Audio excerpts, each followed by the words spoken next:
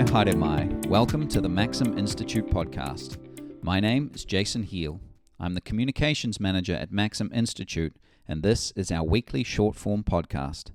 These podcasts are released in tandem with our weekly column and are a chance for you to hear in-depth from the column's author about some of the thinking that went into producing their final piece. Today we talk to Maxim's Director of Research and Development, Kieran Madden, about his recent column.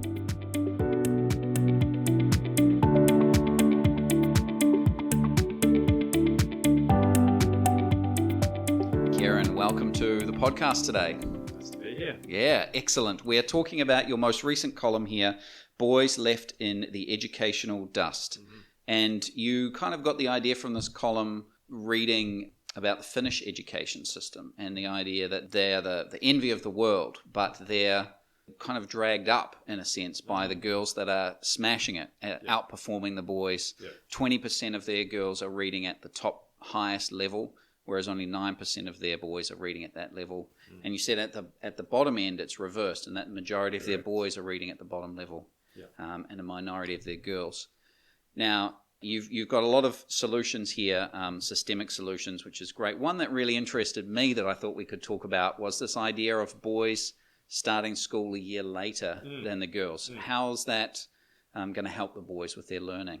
Yeah, well, it's predicated on the differences in brain development. So I sort of, what interested me to write this column was a book by a researcher at the think tank Brookings Institute in the States, Richard V. Reeves, his book of Boys and Men. And one of the arguments he makes is that essentially the neuroscience is pretty clear that boys' brains develop around 1 to 2 years later when it comes to the sum of the brain functions anyway. So the prefrontal cortex, or kind of can be known as the CEO of the brain, or the executive. Yeah, that's the one that helps with like self-control and those sort of things. Correct. So sort of delayed gratification. So Reeves talks about it being the part of the brain that tells you to do your homework instead of going out to a party when the exam's the next day.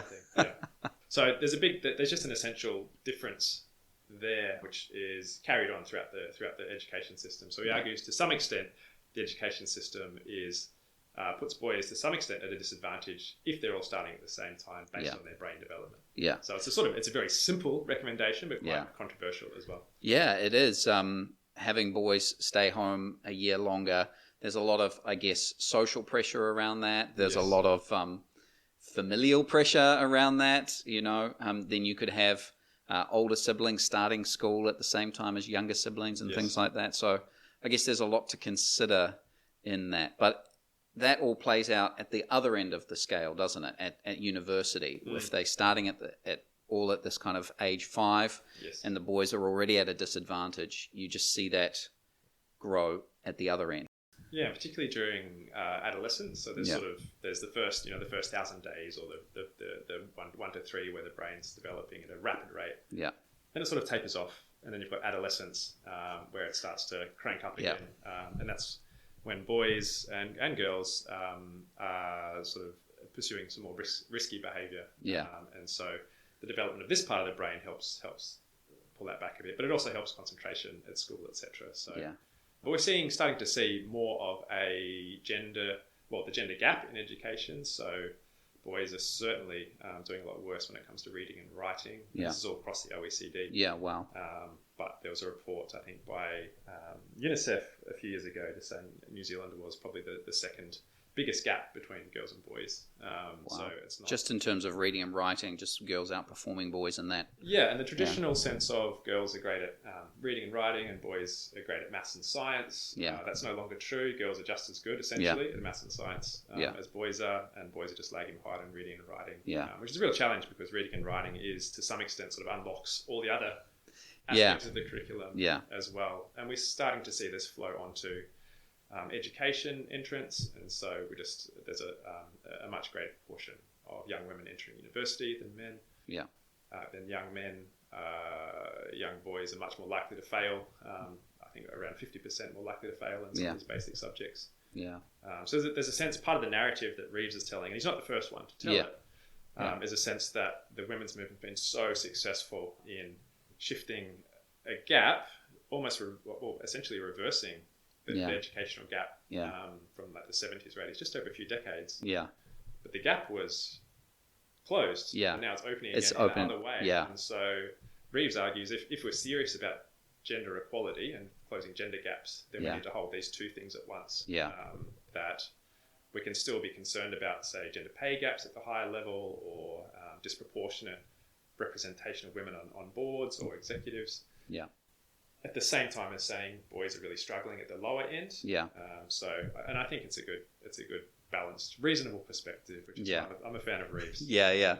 A balanced and reasoned perspective on the podcast today. Kieran, thanks for being with us. Cheers, Jason. Pleasure.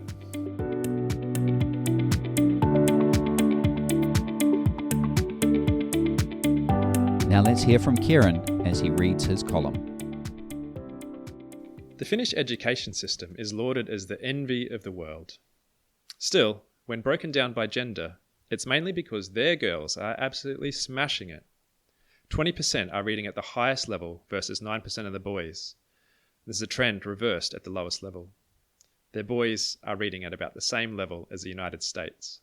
This is an extreme example of what author Hannah Rosen called the strangest and most profound change of the century, the changing gender gap in education. Boys have been overtaken by girls and left in the dust, especially regarding reading and writing, here and in many countries worldwide.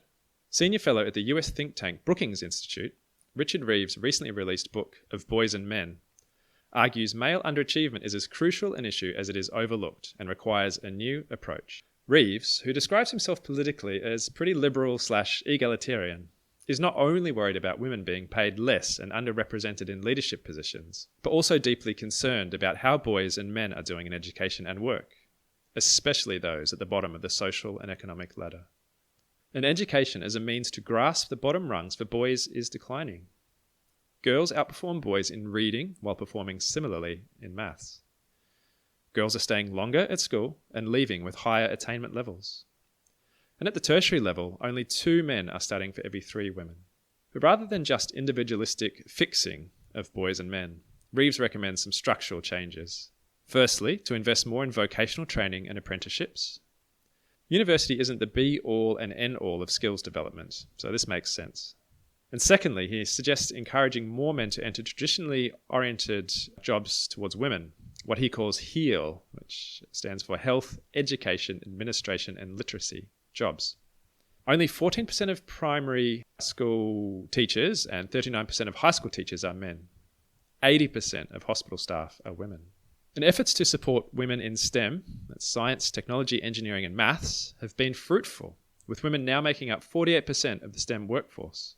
HEAL jobs are, on average, more resilient to automation, are set to go in demand, and are the key to the future of work. So this makes sense too. Finally, and perhaps most controversially, he recommends that boys start school a year later than girls due to how their brains develop differently. As he puts it, wait until their prefrontal cortex has gotten bigger so that they can actually do their homework. The neuroscience is clear, but this would undoubtedly need piloting before widespread adoption. Boys' underachievement could be a focal point for policy. Scotland, for example, has set a goal for greater male representation at their universities. Now, this certainly isn't the only challenge our education system faces, but it is an overlooked opportunity. We can hold 2 thoughts in our head at once, says Reeves. We can be passionate about women's rights and compassionate towards vulnerable boys and men. This doesn't need to be zero-sum. And as he notes, a flourishing world for men is a better one for women too.